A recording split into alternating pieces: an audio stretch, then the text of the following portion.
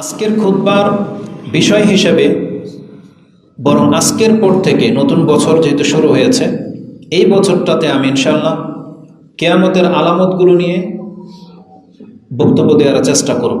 যতগুলো আলামত আছে একের পর এক আমরা সেগুলো ব্যক্ত করব, যে আখিরি জামান বা শেষ জামানায় কি ঘটতে চলেছে, যেই বিপর্যয়গুলো, যে ফিতনার মুখোমুখি আমরা হতে যাচ্ছি, সেই বিষয়গুলো নিয়ে আমরা কথা বলার চেষ্টা করব। যদিও এটা বড়দের কাজ, কিন্তু কেন আমরা এই বিষয় নিয়ে কথা বলবো? কারণ আমরা দেখতে পাচ্ছি আমাদের ভিন্ন মতবাদের কিছু আলেম বক্তা, তারা এই সব বিষয় নিয়ে বক্তব্য দিয়ে কিছু যুবকদেরকে ভিন্ন অ্যাঙ্গেলে ভিন্ন পথে পরিচালিত করতেছে। আর বর্তমানের অধিকাংশ মানুষদের নেচার হলো এই, আপনি ওকে অজু শিখান, কিভাবে অজু সঠিক হবে, সুষ্ঠু হবে, নামাজের একটা দোয়া শিখান, ও আপনার বক্তব্যে মজা পাবে না।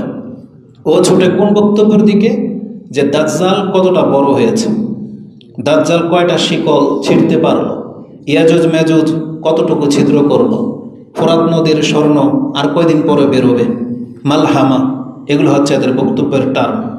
আর এগুলো শুনে শুনে আমাদের যুবকগুলা ইবাদত ইমান আমলের দিকে নাই, তারা এখন জাজবা ধারণ করে আছে, তারা জিহাদ করবে।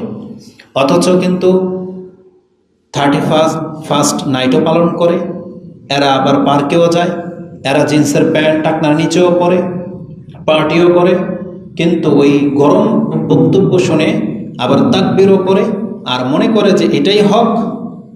সালাতের খবর হলো বা না হলো তারা দেখা দেখি নেই, মানে আক্ষেপের সাথে বলতেছি। তো আমরা আমাদের শ্রোতাদেরকে দেখাতে চাই আমাদের সালাফি আলেমরা কোনো বিষয়ে পিছিয়ে নাই। হয়তো আপনাদের ইমান আমলের সুরক্ষার্থে বা হেফাজতের অর্থে তারা এইসব বিষয় নিয়ে বক্তব্য করে না, ফিতনা ফাসাদ নিয়ে, বিপর্যয় নিয়ে, কারণ এতে কল্যাণ খুব কম, অকল্যাণই বেশি। বরং ইসলামের একটা নীতিমালা হলো, যেই পাপ বা যেই বিষয় সম্পর্কে মানুষ জানে না, তাহলে সেটা তাকে জানাতে হবে না, তাহলে ওই পাপের চিন্তা তার মধ্যে জেগে যাবে। যেমন লূত আলাইহিস সালামের কওমের যে পাপ, এটা আমরা প্রত্যেকেই জানেন, সবাই জানেন, কিন্তু কয়দিন বলতে পারবেন যে কোন মসজিদের খুতবায় এই পাপ নিয়ে বক্তব্য হয়েছে? হয় নাই। কিন্তু তারপরেও কিন্তু আপনার জানা, কারণ এই সব বিষয়গুলো ইঙ্গিতে জানতে হয়, এগুলোকে খোলাসাভাবে ব্যক্ত করার সময় নয় বা ব্যক্ত করার বিষয় নয়। কারণ যখন কোনো ব্যক্তি এইসব বিষয়ে খোলামেলা বক্তব্য দেবে, তাহলে কিছু মানুষের অন্তরে শয়তান সেই চাহিদাটা জাগিয়ে দেবে। যতটা আমি জানি, যেমন হস্তমৈথুনে যেসব পোলাপান জড়ায়, যাদের এই সম্পর্কে জ্ঞান নাই, ওর মাথা কোনোদিন ওই দিকে যাবে না। যখনই ওকে কেউ এটা বলবে, যখনই ও দেখবে, তখন ওর মধ্যে চাহিদা জেগে যাবে। কিন্তু যে এটা জানেই না এভাবে কিছু করা যায়, ওর মাথায় কোনোদিন এই চিন্তা আসবে না, ও কোনোদিন এটা করবে না। কিন্তু যখনই এই বিষয়ে আলোচনা হবে, দেখবে কাউকে বা কেউ ওকে শেখাবে, তখনই ওর মাথা এদিকে যাবে। তো কিছু জিনিস আছে মুসলিমদের থেকে ইঙ্গিতে ব্যক্ত করার শিক্ষা রাসূলুল্লাহ সাল্লাল্লাহু আলাইহি ওয়াসাল্লাম থেকে রয়েছে, প্রকাশ্যভাবে না। তো কিয়ামতের আলামতগুলো দেখবেন রাসূলুল্লাহ সাল্লাল্লাহু আলাইহি ওয়াসাল্লাম কোনো কোনো হাদিসে একবার উল্লেখ করেছেন, ওটা নিয়ে বিশদ তিনি আলোচনা করেননি। তারপরেও জাতিকে হেফাজত করার লক্ষ্যে আমরা সেগুলো মাঝে মাঝে তুলে ধরার প্রয়োজন বোধ করি, সেটা আমরা তুলে ধরব, কিন্তু ওটা আমাদের মূল না। ফোরাত নদীতে স্বর্ণ বেরোবে, একটা সময় পৃথিবীর মানুষ ধনী হবে, রাস্তাঘাটে স্বর্ণ পড়ে থাকবে, এটা ব্যক্ত করা, বক্তব্যতে তুলে ধরা, হাইলাইট করার কোনো কিছুই নাই। কারণ স্বর্ণ বেরোক না বেরোক তাতে আপনার ইমান আমলের কোনো ঘাটতি আসবে না, বরং ওটার পেছনে যারা ছুটবে, রাসূলুল্লাহ বলেছেন ওই স্বর্ণকে কেন্দ্র করে বড় যুদ্ধ হবে, বহু মানুষ সেখানে হতাহত হবে, সেখানে গিয়ে ধ্বংস হবে লোভে। তো আপনি যদি বাঁচতে চান, তাহলে সেই লোভ থেকে আপনাকে ফিরতে হবে। তারপরে দাজ্জাল এমন একটা বড় ফিতনা, ওই যুগ আপনি কখনো আশা করবেন না যে আমি দাজ্জালের সময় কাল পর্যন্ত বেঁচে থাকবো, এই আশাটা অন্তত কোনোদিন অন্তরে রাখবেন না। যেই দাজ্জালের ফিতনা থেকে স্বয়ং রাসূলুল্লাহ সাল্লাল্লাহু আলাইহি ওয়াসাল্লাম ভয় প্রদর্শন করেছেন, তিনি নিজেও ভীত ছিলেন। যেমন কিভাবে? তিনি কি দাজ্জালের ভয়ে ভীত? না, দাজ্জালের ফিতনায় তার উম্মত বিপর্যস্ত হয়ে যাবে এই ভীত ছিলেন। ইবনু জিয়াদ বা আব্দুল্লাহ ইবনু জিয়াদি সম্ভবত, যখন দাজ্জালের চ্যাপ্টার আসবে তখন এটা বলবে। এক ব্যক্তি মদিনাতে, তার মধ্যে কিছু উল্টাপাল্টা কিছু লক্ষণ দেখা গিয়েছিল। তখন রাসূলুল্লাহ সাল্লাল্লাহু আলাইহি ওয়াসাল্লাম সন্দেহ করেছিলেন এটা হবে দাজ্জাল সম্ভবত। তিনি ওর বিতর্কত বিষয় আয়ত্ত করার জন্য রাসূলুল্লাহ সাল্লাল্লাহু আলাইহি ওয়াসাল্লাম উদ্বেগেও ছিলেন। একদিন ওর বাসার দরজার পর্যন্ত চলে গিয়েছিলেন রাসূলুল্লাহ সাল্লাল্লাহু আলাইহি ওয়াসাল্লাম, যখন ও কাঁথা মুড়ি দিয়ে কি যেন প্রলাপ পাঠছিল, এবং রাসূলুল্লাহ সাল্লাল্লাহু আলাইহি ওয়াসাল্লাম কান পেতেছিলেন যে এর পরের শব্দটা শুনতে পারলে আমি বুঝতে পারবো ও দাজ্জাল কিনা না। কিন্তু ওর মা চিৎকার করে বলল মুহাম্মদ। যখন মুহাম্মদ সাল্লাল্লাহু আলাইহি ওয়াসাল্লামের সংবাদ দিয়ে দিল, ওই ছেলে ইবনু জিয়াদ বা কিছু উঠে গেল। নামটা আমার মনে পড়তেছে না, বুখারী মুসলিমের অধ্যায়ের মধ্যে আছে। যদি আজকের টপিকস ছিল না, এই জন্য নামটা হয়তো প্রপারলি আপনার কাছে বলতে পারতেছি না। দাজ্জালের চ্যাপ্টারের মধ্যেটা আছে। তো রাসূলুল্লাহ সাল্লাল্লাহু আলাইহি সাল্লাম তাকেও জ্ঞান দেওয়া হয় নাই যে দাজ্জাল কি তার যুগে আসবে না আর কতদিন পরে আসবে। রাসূলুল্লাহ আশঙ্কা করেছিলেন যে এটা দাজ্জাল কিনা, আশঙ্কা করেছিলেন। আর কিন্তু আমাদের বক্তারা, দেশের বক্তারা একবারে ডেট বলে দেয়। যেমন আমাদের সমাজের পপুলার একজন আলেম অতীত হয়ে গেছেন, এখনও আছে, বক্তব্যের ফিল্ডে আছে, মানে অতীত হয়ে গেছে, মানে আপনাদের স্মৃতি থেকে এখন অতীত হয়ে যাচ্ছেন। একটা সময় তিনি বলেছিল 2023 সালে পৃথিবী কিয়ামত হয়ে যাবে। কিন্তু এই নির্লজ্জ জাতি এই আলেমদেরকে প্রত্যাখ্যান করে নাই। কারণ নিজের দলের তো যে যাকে ভালোবাসে তার মধ্যে কুফুরি কিছু দেখতে পেলেও এই জাতি তারা ছাড়তে পারে না ভালোবাসার টানে। আমার দলের আলেম, তাকে আমরা ছাড়ি কিভাবে? এটা হয়ে গেছে আজকে অধিকাংশ মুসলিমদের মেন্টালিটি। এক ব্যক্তি, এই যে যুবক, নাম নিয়ে বলতে দ্বিধা নাই, যেহেতু এই আমাদের মানহাজ নিয়ে কথা বলেছে না, নাম নিয়ে বলতে দ্বিধা নাই। এই যে তোহা, আবু তোহা, একটা বক্তব্য দেখলাম সিলেটের মাটি নাকি উর্বর কেন? আল্লাহর ওলিদের কারণে। বুঝেন, সিলেটের জমিন থেকে গ্যাস বেরিয়েছে, এটা আল্লাহর ওলির কবর থাকাতে, এবং এই যে তেল বেরোবে এটাও নাকি আল্লাহর ওলির মাজার থাকার বরকতে। আর এটা হলো আপনাদের আইডল, যুবকদের আইকন। ভাষাগুলা শোনেন, বড়দেরকে ছুঁড়ে ফেলে দিয়েছেন আর আমাদেরকে বলতেছেন আমরা আপনাদের আইডল আর যা খুশি তা। আরে ওকে হেদায়েতের পথে কিছুদিন থাকতে দেন, দেখেন টিকে থাকে কিনা, তারপরে আপনি উসওয়ায়ে হাসানা হিসেবে গ্রহণ করতে পারবেন। তবে যদি কোনো এককভাবে কোনো ব্যক্তিকে উসওয়ায়ে হাসানা হিসেবে গ্রহণ করতে হয়, তাহলে তিনি একটা পার্সনই, তিনি হচ্ছেন মুহাম্মদুর রাসূলুল্লাহ সাল্লাল্লাহু আলাইহি ওয়াসাল্লাম। কোনো একক ব্যক্তিকে কেউ আইডল বানাতে পারে না, কারণ একক ব্যক্তি কোনোদিন সব বিষয়ে হক হইতে পারে না। আমাদের সব কথাই হক, এটা কোনোদিন হইতে পারে না। বরং একটা টিম, জামাতের মধ্যে হক থাকতে পারে। যেখানে 10 জন আলেম একই ঘরানার রয়েছে, কোনো মাসলায় একজন ভুল করতে পারে, 2 জন ভুল করতে পারে, কিন্তু 5-6 জন সঠিক পথের উপরে থাকবে। কিন্তু বিচ্ছিন্ন বিচ্ছিন্ন আলেম যখন এক টেবিলে বসবে, ওই বিচ্ছিন্ন সব কটাই ভুল করতে পারে, এতে কোনো সন্দেহ নাই। যতগুলো গ্রুপের আলেম আছে ভিন্ন ভিন্ন ঘরানার, যদি একসাথে জড়ো করে দেন, একটা মাসলা নিয়ে কথা বললে ম্যাক্সিমামের মধ্যে আপনি বিতর্ক দেখতে পাবেন। কিন্তু যদি একটা ঘরের আলেম, যদি দেন সালাফি মানহাজের সমস্ত আলেম, সেটা সৌদি আরব, ইন্ডিয়া, পাকিস্তান, বাংলাদেশ, যেমন আহলে হাদিস বা সালাফি আলেমদেরকে নিয়ে নেন, তারা এক শ্রেণীর আলেম, তাদের সবার কথাকে জড়ো করেন, তাতে দেখতে পাবেন ম্যাক্সিমামদের কথা একরকম, 2-1 জনের কথা ব্যতিক্রম হতে পারে, কিন্তু সবার কথাই একরকম হবে। কিন্তু যত দল আছে, বিভক্ত দল, তাদেরকে যদি এক টেবিলে বসিয়ে দেন, একটা প্রস্তাব পেশ করেন, 10 রকমের কথা বেরোবে। তারা এক টেবিলে আসতেই পারবে না, কখনোই একটা মতবাদের উপর আসতেই পারবে না। তো এই জন্য এক ব্যক্তির কাছে হক নাই, হক পুরো জামাতের মধ্যে আছে, টিমের মধ্যে আছে। তো কেন আজকে এই কথাগুলো বলবো? যেহেতু আলোচনা হচ্ছে কিয়ামতের আলামত নিয়ে, কিয়ামতের যত ঘনায় আসবে সময়, কি হতে যাচ্ছে পৃথিবীতে। তো বলেছিলাম যে এগুলো আমাদের টপিক্সের বিষয় না, কিন্তু আমাদেরকে বাধ্য করেছে এই বিষয় নিয়ে কথা বলার জন্য। আমরা আপনাদেরকে শিখাবো দাজ্জাল কি জিনিস ইনশাআল্লাহ। কারণ আমরা কোরআন হাদিস এবং আমাদের সালাফদেরকে ফলো করি, নিজেদের মন গড়া কোনো কথা বলি না। একটা কিছু পেয়ে গেলাম আর বলে দিলাম দাজ্জাল মাথা বের করে ফেলেছে, ইয়াজুজ মেজুজ এখন বেরিয়ে যাবে, এগুলো আমাদের মানহাজ না। যতটুকু কোরআন হাদিসে আছে ততটুকু আপনার কাছে পেশ করা হবে, যাতে ওই যে আমাদের যে যুবক ভাইয়েরা বাতিলদের কাছে এখন ঝুঁকে যাচ্ছে না, ওই মালহামা, ওই পেট্রোডলার, ওই দাজ্জাল, এগুলো শুনে শুনে তাদেরকে আমরা আবার ফিরিয়ে আনতে চাচ্ছি ইনশাআল্লাহ। এবং আপনারাও দোয়া করবেন যাতে করে তারা বিভ্রান্ত না হয়। যেই শ্রেণীর মানুষগুলোকে এখন ওই ঐক্যের নামে কবর মাজার পূজারীদের সাথেও ঐক্য হতে ডাকার আহ্বান জানাচ্ছে এবং আহলে হাদিস এবং সালাফিদেরকে ঠেকানোর জন্য তারা যে প্ল্যানিং করতেছে, এটা কিয়ামত হয়ে যাবে, কিন্তু বাংলাদেশে কোনোদিন বাস্তবায়ন হবে না ইনশাআল্লাহ, হবে না ইনশাআল্লাহ। কারণ যেহেতু রাসূলুল্লাহ সাল্লাল্লাহু আলাইহি ওয়াসাল্লামের যে বার্তা, ওটা আল্লাহ আমাদের মাধ্যমে বাংলার জমিনে আলো জ্বালিয়ে দিয়েছেন এবং আল্লাহর ওয়াদা, এটা কোনো জায়গাতে আলো জ্বেলে গেলে ওটা প্রজ্বলিত না হওয়া পর্যন্ত আল্লাহ এটাকে নিভিয়ে দেবেন না ইনশাআল্লাহ।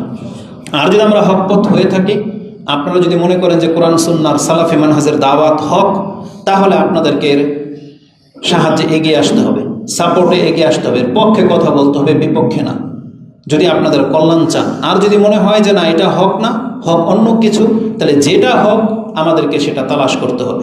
তবে জেনে নেন, আজকে প্রকাশ্যে বলে দিই, লাইভে তো আসছি, লাইভ তো হচ্ছে, জেনে নেন আহলে হাদিস নামটা আপনার কাছে পছন্দ না হতে পারে, সালাফি কোনো আলেম আপনার কাছে পছন্দ না হতে পারে, ভালো কথা।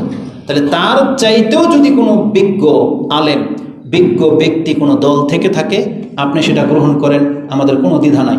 কারণ এটা প্রশংসনীয় হবে যে না, আমাদের এটা ত্রুটি, এর চাইতে একটা বেটার কিছু পেয়ে গেছি, আমাদের এই ভাই আমাদেরকে ছেড়ে দিয়ে ওই বেটারটা গ্রহণ করেছে, এটা আমাদের আক্ষেপের কিছু না, বরং প্রশংসনীয় বিষয় হবে। কিন্তু বিষয় যদি এমন হয়, আপনি বলতেছেন আহলে হাদিসরা বাতিল, এরা ভালো না, আর গ্রহণ করবেন গিয়ে জর্দাখোরকে, ওই বেদে মারিফত ইয়াদে খোদার লেখা কিতাবলাকে গিয়ে গ্রহণ করবেন, যেই ব্যক্তি তাবিজ জায়েজ বলতেছে, জর্দা জায়েজ, এদের কাছে মুরিদ হবেন, এদের টেবিলে গিয়ে বসবেন, তখন আপনার বিবেক নিয়ে আমাদের আক্ষেপ হয় যে আল্লাহ আপনার কতটা অধম করে দিয়েছে আপনার বিবেক চিন্তা শক্তিকে, যে সালাফি মানহাজের আলেমদেরকে ছেড়ে দিয়ে আপনি গিয়ে কবর মাজার পূজারের সাথে এক টেবিলে বসবেন আর বলতেছেন এটা হক।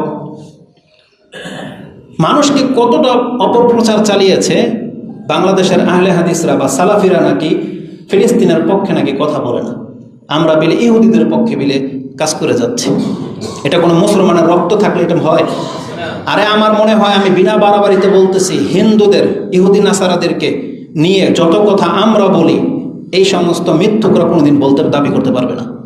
আমাদের অনুসারী যারা বা আমাদের ফ্রেন্ড সার্কেল যারা আছেন, আমরা যদি প্রকাশ্যে বলি না শুধু ইন্ডিয়ান মুসলিমের স্বার্থে বা হিন্দুরা আমাদের সাথে ষড়যন্ত্র করবে বিদায় সেই জন্য, নাইলে আপনারা কি জানেন না, আমি মাহমুদ আজ পর্যন্ত আমার মনে হয় না জেনে শুনে আমি কোনো হিন্দুর দোকান থেকে কোনো কিছু কিনেছি, কে প্রমাণ করতে পারবে না। বরং আমাদেরকে যদি কোনো জায়গায় আপ্যায়ন করাতে চেয়েছে মিষ্টান্ন কিছু, ডাইরেক্ট বলেছি হিন্দুর দোকান হলে আমি খাবো না, কিনবেন না আপনি হিন্দুর দোকান থেকে। হিন্দুর রিক্সাওয়ালা, এমনকি একটা সিগারেট খোর, সিগারেট নিয়ে রিক্সা চালাবে, হাতে সিগারেট, আমি কোনোদিন রিক্সাওয়ালাকে বলি না যে চলেন যাব, উঠবো না ওটার মধ্যে, ওই সিএনজি পর্যন্ত আমরা ছেড়ে দিই একটা প্রকাশ্য পাপে থাকার কারণে।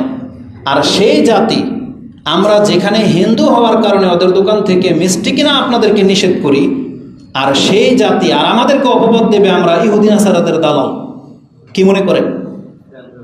মুহাম্মদুর রাসূলুল্লাহ সাল্লাল্লাহু আলাইহি ওয়াসাল্লামকে তো অপবাদ দিতে গিয়ে এগুলোই দিয়েছিল যে সে পাগল, বেদিন, মোহাম্মদ বেদিন হয়ে গেছে বলতেছে, আস্তাগফিরুল্লাহ। আর কি অপবাদ দেবে? এছাড়া তার ভিন্ন কোনো অপবাদ নাই। তাহলে সালাফিদেরকে ছোট করার জন্য মানে আপনাকে উস্কিয়ে দেয়, যেমন তায়েফের লোকদেরকে রাসূল ইসলামের বিপক্ষে কিভাবে উস্কিয়েছিল, যেটা পাগল, তখন পোলাপান গিয়ে পাথর মেরেছিল। আজকেও যদি আপনি পোলাপানকে যদি লেলিয়ে দেন না, হিজরাদের বিপক্ষে দেখবেন, হিজরা ঢুকছে আর যদি কেউ যদি বলে ঢিলা দে, তখন কিন্তু পিছরা ঢিলা দেবে। এটা হচ্ছে মানুষের স্বভাব, ফিতরতি স্বভাব। আমাদের সমাজে যখন কোরআন সুন্নাহ এই দাওয়াত যখন চালু হয়েছিল, রফুল ইয়াদাইন, আমিন বলা, যখন আগে জানতেন না, হঠাৎ করে শুনলেন, তখন ওই ভাইদেরকে ঠেকানোর জন্য এই বাংলাদেশের হুজুররা, মসজিদের হুজুররা কি বলতো জানেন? যে এদেরকে দেখলেই ধরবেন, মসজিদ থেকে বের করে দিবেন, এগুলো কিন্তু শিয়া, এগুলো কিন্তু ওয়াহাবি, এগুলো কিন্তু কাদিয়ানি, এই বলে আপনার, বরং আমাদের সম্পর্কে কি করা হয়েছে জানেন? লিফলেট ছাপানো হয়েছে যে ওয়াহাবিরা, আহলে হাদিসরা কত খারাপ দেখেন, এরা আমাদের নবীকেই মানে না। আচ্ছা বলেন তো দেখি, এই মেম্বর থেকে যদি বলা হয় কোন একজন ব্যক্তি সম্পর্কে, ধরুন আমার সম্পর্কে যদি বলা হয় যে এটা কিন্তু নবী মানে না, আমি আপনাদের এখানে ওয়াজ করতে আসছি আর পাশের হুজুর আপনাদেরকে বলে দিছে এ তো নবীকে মানে না, আপনার মেজাজ তখন কি হবে বলেন? আর আপনি তো কথা শুনবেন তো পরের কথা, যে নবীকে মানে না, বলে কি ওকে ধর, আগে একচোট হয়ে যাবে, বুঝছেন? কারণ মুসলিমদের চরিত্র এটা, আমাদের নবীর বিরুদ্ধে, ইসলামের বিরুদ্ধে কেউ কিছু বললে আমাদের মাথার রক্ত এমনি গরম হয়ে যায়, আর এটা হইতে হবে। কিন্তু উচিত ছিল আগে যাচাই করা। কিন্তু এই যে মিথ্যা প্রচার দিয়ে মানুষকে কত যে জঘন্য কাজ করানো হয়, যেটা আমাদের বিপক্ষে বহুবার করানো হয়েছে এই সালাফি মানহাজের বিপরীতে। এখন দেখতেছে যে না, সাধারণ মানুষ তো এগুলো থেকে এখন মুখ ফিরিয়ে নিয়েছে, এগুলো শোনে না। এখন তারা ওলামা পরিষদ এক হয়েছে এই সালাফিদেরকে ঠেকাবে, এদেরকে জাতির কাছে মানে লাঞ্ছিত করার জন্য, অপদস্থ করার জন্য একটা উস্কি দিয়েছে। আমরা নাকি ফিলিস্তিনের পক্ষে কথা বলি না, আমাদের বক্তব্যকে কাটছাট করা হয়। বলেন তো দেখি, বাংলাদেশে যদি আল্লাহ না করুক কোনো বড় ধরনের গজব চলে আসে, আমরা কাদেরকে দোষব? আমরা কি আমাদের মুসলিম ভাইদেরকে বলবো না, যেটা আমাদের পাপের কারণে হয়েছে?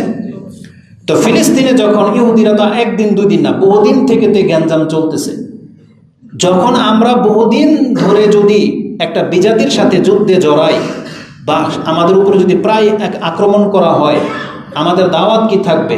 আমরা আপনাকে এই কথা বলবো না যে এরপরও আপনারা রং ঢঙে লিপ্ত, অথচ আমাদেরকে প্রতিনিয়ত মার খেতে হয়, আপনারা জাগবেন কবে? আপনারা খেলতামশা ছেড়ে দিয়ে অস্ত্র ধরবেন কবে? এটাই না আমাদের দাবি থাকবে। আর বলবো না আপনাদের কারণে তো আজকে আমরা মার খাচ্ছি, আমাদের মুসলিমদেরকে শুধরাতে হবে না? আমরা যদি ইসলামে ফিরে আসি, আমরা যদি আল্লাহকে শক্ত করে ধরি, তাহলে কি বিজাতির ক্ষমতা আছে আমাদেরকে আঘাত করার? তাহলে এই মেসেজগুলো যখন দিয়েছি, এই নির্বোধরা যেগুলো নিজে দাঁড়িয়ে রাখতে চায় না, প্যান্ট টাকনার উপর তুলতে চায় না, নিজের চরিত্র চেঞ্জ করতে চায় না, ও শুধু নিজের মধ্যে একটা ফিলিস্তিনের একটা পতাকা লিখে দিয়ে ও মুজাহিদ সাজতে চায়। একজন আলেম কত চমৎকার মধুর কথা দেখেন, জাতিকে ধোঁকা দেওয়া। আমরা তখন ছোট দেখে তাদের কিছু বলতে পারি না, না হলে মানে মুখের ভাষা যে কি হতে পারে আমি আপনাদেরকে শোনাতাম। একজন আলেম ফেমাস হওয়ার জন্য কি বলতেছে যে ফিলিস্তিনের জন্য আমি কিছু করতে পারি বা না পারি, আমার অফিসের মধ্যে আমি একটা বাইতুল মুকাদ্দাসের ছবি লাগিয়ে রাখবো, যাতে দেখলে আমার মনে হয় আমার ফিলিস্তিনি ভাইদের কথা। বোঝেন? আরে আপনি ফিলিস্তিনের নাম লেখে চুবয়ে পানি খান না, তাতে ফিলিস্তিনি মুসলিমদের কি উপকার হবে? উপকার হবে? আপনি পুরো ঘর পেন্টিং করে ফিলিস্তিনের বাইতুল মুকাদ্দাসের ছবি বানায় ফেলেন, আপনার দ্বারা জাতি কি উপকার হবে? এটা তো হিন্দু না ধর্মের মতো হলো না? হিন্দুরা তো প্রত্যেক ঘরে ওদের রাম নারায়ণের ছবি লটকায় রাখে না, তাতে ওদের ধর্মের কি ছাতা হয়েছে? তা আজকে আমাদের মুসলিমদের কোনো ব্যক্তি যদি কাবা শরীফের আর মক্কা মদিনার লকেট গলায় ঝুলিয়ে যদি মক্কা মদিনার কোনো উপকার করতে না পারে, তাহলে মক্কা মদিনার লকেট ঝুলিয়ে কোনো লাভ আছে? কি সুন্দর কথা বলে দিল যে আমাদের ওই আমি অফিসের মধ্যে একটা মোজাইক করে একটা বাইতুল মুকাদ্দাসের ছবি, মক্কা মদিনার ছবি লাগিয়ে রাখবো, যাতে দেখলে আমার মুসলিম ভাইদের কথা মনে পড়ে। আরে মুসলিম ভাইদের মনে পড়ার জন্য তার ছবি লটকাইতে হবে? অন্তর থেকেই তো আমরা ব্যথিত। কিন্তু আমরা বাংলার জমিনে থেকে, যেখানে আপনি ফিলিস্তিন নিয়ে চিন্তা করেন, অথচ আপনার ঘরের ভিতরে অনইসলামিক কিছু চর্চা হচ্ছে। বাংলার জমিন ইসলাম কায়েম হয়ে যাচ্ছে। আজকে আপনি বাংলার জমিনে থেকে বাংলাদেশের নেতাদের বিরুদ্ধে কেন কথা বলতে পারেন না? এই যে অনইসলামিক যে সিস্টেম, রাজনীতি যে সিস্টেম, এটার বিরুদ্ধে কেন কথা বলে না? কারণ কথা বললেই বাঁশ ভরে দিবে একবারে নিয়ে। কারণ নিজের দেশে তো ধরবে, তো এদেরকে ধরবে না। যদি নারী নেতৃত্বের ব্যাপারে যদি নিষেধাজ্ঞা নাই, এটা যে নারী নেতৃত্বকে জায়েজ নাকি না জায়েজ, তাহলে এটার বিরুদ্ধে কেন বলে না? এটার বিরুদ্ধে এই ওলামা পরিষদ এক কেন হয় না? কারণ এক হোক, ওর 14 গোষ্ঠীর নাম ভুলে ফেলবে, এটা ওরাও বুঝে যে ওদের ফিল্ড খারাপ হয়ে যাবে। এই জন্য দেশের অরাজকতা নিয়ে কোনো কথা নাই, উপরন্তু আমাদেরকে বলে আমরা নাকি কোনো কিছু বলি না। আপনি এখান থেকে চিল্লাইয়া ফিলিস্তিনের কি উপকার করেছেন? আপনি যদি দান সদকা করে থাকেন, এটা উপকার মানলাম। আপনি যদি 10টা ছেলের মধ্যে একটাকে যদি ফিলিস্তিনে যুদ্ধ করার জন্য পাঠিয়ে দিয়ে থাকেন, এটা উপকার মানলাম। আপনি দেখেন এরকম কিছু করেছেন কিনা? অথচ সালাফি আলেমদের বিরুদ্ধে এদের অপপ্রচার যে আমরা নাকি ফিলিস্তিনের জন্য কিছুই করতেছি না। আল্লাহ সুবহানাহু ওয়া তাআলা এই অপবাদকারীদেরকে হয় হেদায়েত করুক, নাকি এই জমিনে তাদেরকে অপদস্থ লাঞ্ছিত করুক, যাতে আমরা দেখে যেতে পারি। আমিন। তো কথা হচ্ছে যে কিয়ামতের আলামত নিয়ে আমরা আগে বাড়বো, যাতে এদের মতো করে আমাদের সন্তানরা বা আমাদের কাছ থেকে, সালাফিদের কাছ থেকে যারা বক্তব্য শোনে, তাদেরকে যেন এদের দুয়ারে যেতে না হয় কোনো বিষয়ের জন্য। আমি তো চ্যালেঞ্জ করে বলি আপনাদেরকে, আমার বিষয় বাদ, আমাদের সালাফি আলেমরা কোন বিষয়ে আপনাকে শিক্ষা দিতে পারেনি যে ওই বিষয়টা আপনাকে ওই মাযহাবিদের কাছ থেকে নিতে হবে? যে ওই হাদিসটা, এমন কোন হাদিস আপনাকে শোনাইতে পারেনি আজ পর্যন্ত আমাদের সালাফি আলেমরা, যেটা আপনাকে অন্য কারো কাছ থেকে শুনতে হবে সেই হাদিস? আরে বাংলার জমিনে এমন মানুষ আছে, কালকে একটা ভিডিও ক্লিপ দেখলাম, এক ব্যক্তি উম্মে ওই মহিলাটা ছিল উম্মে ইউসুফ, কিন্তু তাকে উম্মে আতিয়া বলে চালিয়ে দিয়েছে। উম্মে আতিয়া বা উম্মে কি যেন, ভিডিও ক্লিপটা দেখলাম। বলতেছে রাসূল সাল্লাল্লাহু আলাইহি ওয়াসাল্লাম খাটের নিচে প্রস্রাব করে বাড়িতে রাখছে, এই সাহাবী ভুলে সেই রাসূল সাল্লাল্লাহু আলাইহি ওয়াসাল্লামের প্রস্রাব দেখলো অনেক ঘ্রাণ, খেয়ে ফেলছে। রাসূল সাল্লাল্লাহু আলাইহি ওয়াসাল্লাম পরের দিন জিজ্ঞেস করলো যে আমি তো এখানে একটা কিছু রাখছিলাম, এটা কোথায়, এটা ফেলে দিয়ে আসো। বলতেছে ইয়া রাসূলুল্লাহ কাজ সেরে ফেলছি। বলছে কি করছো? বলছে আমি খেয়ে ফেলছি। রাসূল সাল্লাল্লাহু আলাইহি ওয়াসাল্লাম খুশি হয়ে বলল কিয়ামত পর্যন্ত তোমার আর কোনোদিন পিপাসা লাগবে না, খিদা লাগবে না। বুঝছেন? তো আমাদের বাংলাদেশের হানাফিদের বড় আলেম, এই যে নামটা নিলাম না, এটা ওদের গায়ে লেগে যাবে যে আপনি হানাফি কেন বললেন। বুঝছেন? তো এরা কি, এদের পরিচয় কি দেয়, এরা কোন আলেম? দেওয়ানবাগি, জৈনপুরি, ফুরফুরা, আটরশি, মাইজবান্ডারি, এরা কোন মাযহাবের লোক? এখন আমি যদি ল্যাংটাকে গালি দিতে গিয়ে যদি বলি এটা এখানে হানাফি ল্যাংটা পীর, এটা আমার অপরাধ? এটা তো হানাফি নাকি না? তো কথা হচ্ছে যে সেই বক্তা বলতেছে যে প্রস্রাব খেয়ে ফেলার কারণে রাসূল সাল্লাল্লাহু আলাইহি ওয়াসাল্লামকে হেসে দিয়ে বলতেছে যে তোমার আর কিয়ামত পর্যন্ত আর খিদা লাগবে না। বুঝছেন? হাদিস বুখারীতে মিলে আছে, বলতেছে হাদিস কোথায় আছে? বলছে বুখারীতে। মিজাজটা খারাপ হয়ে গেল যে বলে কি, অথচ হাদিসটা বাইহাকিতে আছে। উম্মে ইউসুফ বলে একজন হাবেশি একটা নারী ছিল, যেটা উম্মে সুলাইম, উম্মে মাইমুনা রাদিয়াল্লাহু তাআলা আনহার সম্ভবত দাসী ছিল, যে হাবাসির একটা মহিলা। তার ঘটনা আছে, আবু দাউদে আছে হাদিসটা, যে রাসূল সাল্লাল্লাহু আলাইহি ওয়াসাল্লাম প্রস্রাব করে রাতে ওই পাত্রের মধ্যে রেখে দিতেন। এটা তো সহিহ হাদিস, কিন্তু এটা কেউ খেয়ে ফেলেছিল, ওই অংশটুকু নাসিরউদ্দিন আলবানী বলছে এটা জয়ীফ, প্রমাণিত না। তাও হাদিসটা বাইহাকিতে আছে, যে কোনো একজন সাহাবিয়া সেটাকে খেয়ে ফেলেছিল ভুলে। ওটা কথাটা বাইহাকিতে অতিরিক্ত সনদে আসছে, যেটা নাসিরউদ্দিন আলবানী বলছেন এই কথাটা সহিহ না। কারণ রাসূল সাল্লাল্লাহু আলাইহি ওয়াসাল্লাম প্রস্রাব করে যে খাটের নিচে পাত্র রাখতো, এটা তো সহিহ, এটা বুখারীতে আছে, কিন্তু খেয়ে ফেলার কথা তো আর বুখারীতে নাই। এই হুজুরই হাদিসকে বুখারীর লগে অ্যাড করে দিছে। বুঝছেন? এরা আমাদের সমাজের পপুলার আলেম। আপনি সুবহানাল্লাহ মাশাআল্লাহ বলতেছেন যে রাসূল সাল্লাল্লাহু আলাইহি ওয়াসাল্লামের প্রস্রাব খেয়ে ফেলছে। তা রাসূল সাল্লাল্লাহু আলাইহি ওয়াসাল্লামের প্রস্রাবটা কি পাক ছিল? মানুষের প্রস্রাব পায়খানা কি পাক হয়? সেটা হোক রাসূলের প্রস্রাব পায়খানা পাক? আস্তাগফিরুল্লাহ ওয়া আতুবু ইলাইহি। এই জাতির কি হবে বলে, এই জাতির কি হবে?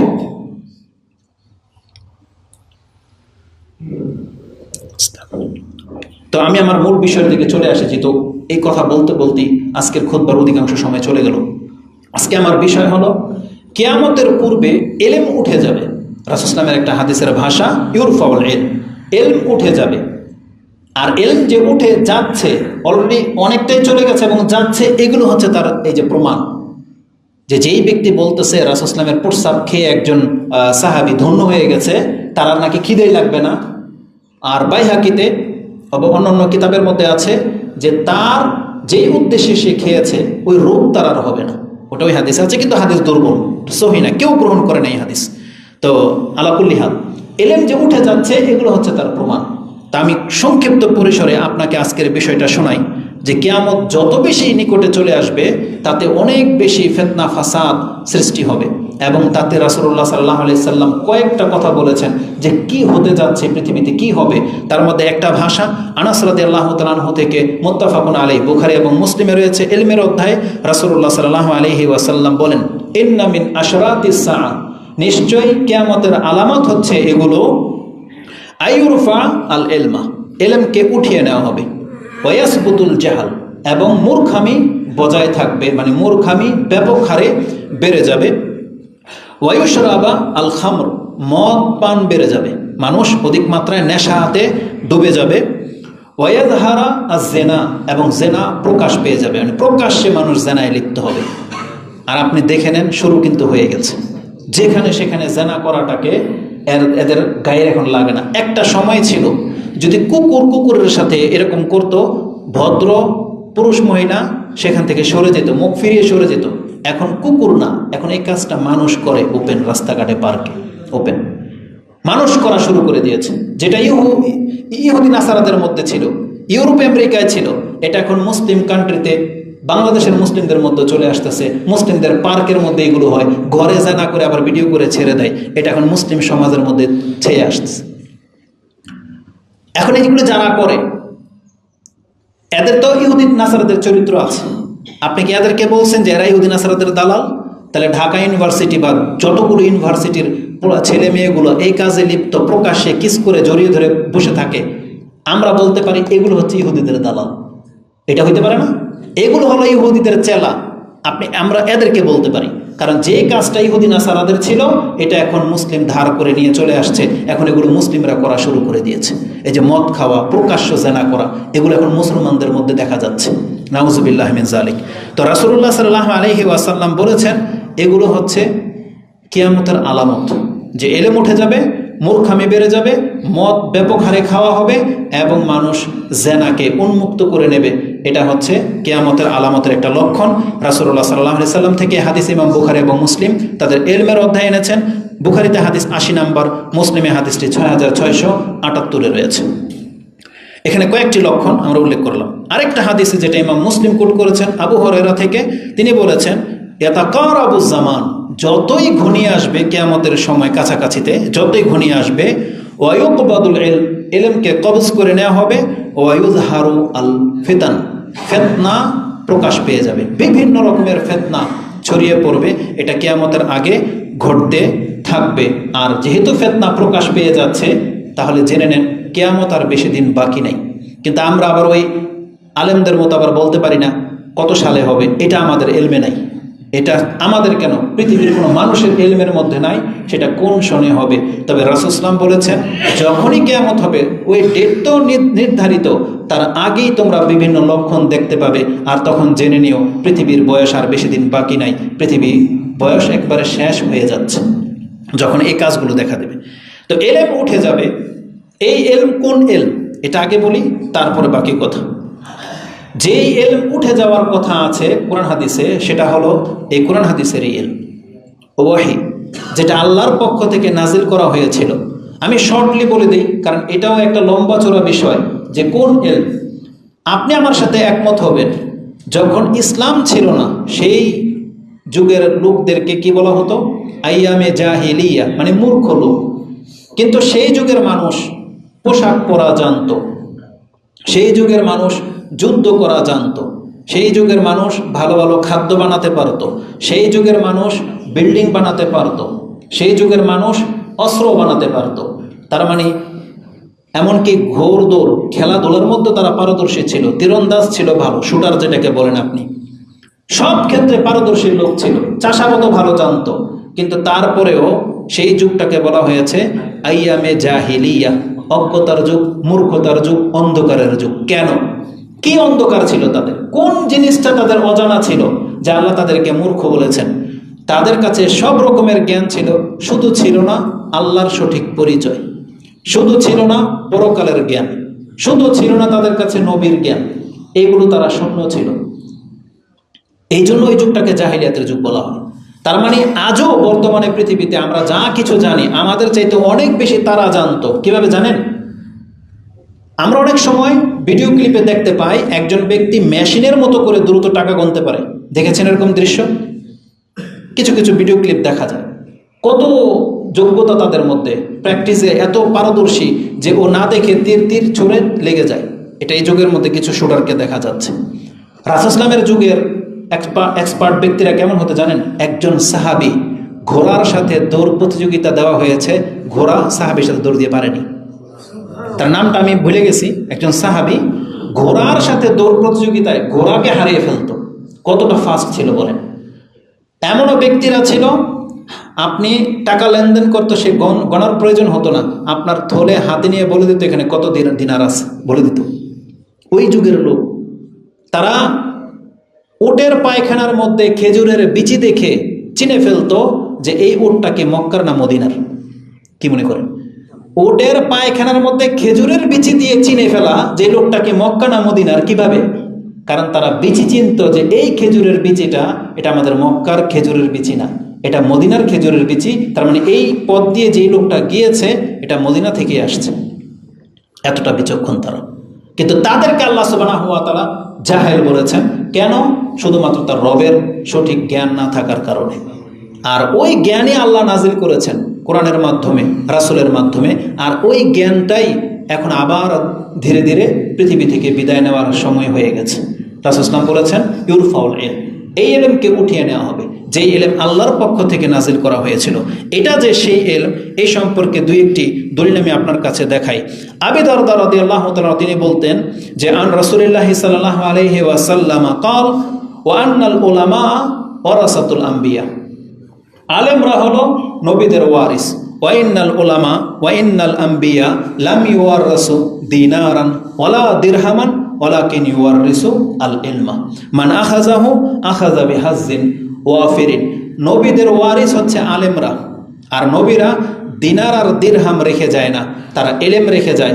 অতএব যারা নবীদের রেখে যাওয়া এলেম থেকে গ্রহণ করলো, সে পরিপূর্ণ নবুয়তের ধারাটাই গ্রহণ করে নিল। মানে যেই শিক্ষার মাধ্যমে নবীদেরকে নবুয়ত দেওয়া হয়েছে, নবী বানানো হয়েছে, একজন আলেম যেন ওই উৎস থেকেই নিজের মর্যাদা বাড়িয়ে নিল। যদি আপনাকে নবী বলা হবে না, কিন্তু আপনার মান ওই জিনিস দিয়েই আল্লাহ মর্যাদাবান করেছে আপনাকে, যেটা দিয়ে নবীকে নবী করা হয়েছে। আমাকে আপনাকে নবী তো বলা হবে না, কিন্তু আপনার আমার মূল্যটা কিভাবে বাড়বে? এই জ্ঞানের মাধ্যমে বাড়বে, যেই জ্ঞানের মাধ্যমে নবীর মূল্য বেড়েছিল। এটাই রাসূল সাল্লাল্লাহু আলাইহি ওয়াসাল্লাম বলেছেন। তো এখানে নবীদের কথা বলা হয়েছে যে নবীরা যেই জ্ঞান রেখে যায়, এই জ্ঞানের আলোচনা চলতেছে। আর নবী আজ পর্যন্ত কোনোদিন ওই কৃষিকাজ শিখায় যায় নাই, সায়েন্স শিখায় যায় নাই, ওইগুলো শিখায় নাই। এগুলো রাসূল সাল্লাল্লাহু আলাইহি ওয়াসাল্লাম জানতেন। যেমন একটা ছেলেকে তিনি দেখেছেন বকরির চামড়া ছিলতে, তখন রাসূল সাল্লাল্লাহু আলাইহি ওয়াসাল্লাম নিজে উপর থেকে নিচে নেমে কাপড় উঠিয়ে দেখিয়ে দিলেন যে কিভাবে চামড়া ছিলতে হয়। একটা রাষ্ট্রের প্রধান, তিনি একটা গরু বকরির চামড়া কিভাবে ছিলতে হয় এটা রাসূল নিজে প্র্যাকটিক্যাল ছিলে দেখিয়েছেন। তিনি এগুলো শিক্ষা দিয়েছেন, কিন্তু এগুলো নবুয়তের শিক্ষা বলা হয় নাই, কারণ এগুলো মানুষ এমনিতেই জানে। মক্কা মদিনার লোকেরা খেজুরের চাষ করত, পরাগায়ন তারা জানতো, ওগুলো তারা ওহির মারফত জানে নাই, ওটা ফিতরতিভাবে জেনে গেছে। মৌমাছির মধু কিভাবে সংরক্ষণ করতে হয় এটা ওহির মারফত জানানো হয় নাই, এটা মানুষ এমনিই বোঝে। কোন মাছ কিভাবে খেতে হয়, কোনটা ফেলতে হবে, কোনটা খেতে হবে, এটা মানুষ ফিতরতিগতভাবেই জেনে গেছে। এটা কোরআন হাদিসের দলিল ভিত্তিক তাকে জানানো হয় নাই, এটা হচ্ছে ফিতরতি। কিন্তু আল্লাহর পক্ষ থেকে যে জ্ঞান জানানো হয়েছে, এক কথায় যদি বলতে চাই তাহলে সেটা হবে ওই কবরে যে তিনটা প্রশ্ন করা হবে, এই জ্ঞানটাই হলো মূল জ্ঞান। কবরে কি প্রশ্ন করা হবে? তোমার রব কে, তোমার দিন কি, আর তোমার নবী কে ছিল, বা এই নবী সম্পর্কে তুমি কি জানো, এই প্রশ্নগুলো করা হবে। আর এটাই হচ্ছে দিন, এটাই হলো জ্ঞান। এই জ্ঞান যার মধ্যে নাই তাকে ইসলাম অজ্ঞ বলেছেন, আর এই জ্ঞান যার মধ্যে আছে তাকে ইসলাম জ্ঞানী বলেছেন, যেটা মক্কার মুশরিকদের মধ্যে ছিল না। এই জ্ঞান নাজিল করে দিয়ে আল্লাহ আমাদেরকে জ্ঞানী বলেছেন, ওই জ্ঞানী উঠে যাচ্ছে যেই জ্ঞান আল্লাহ নাজিল করেছেন তোমার রব সম্পর্কে, তোমার দিন সম্পর্কে, তোমার নবী সম্পর্কে।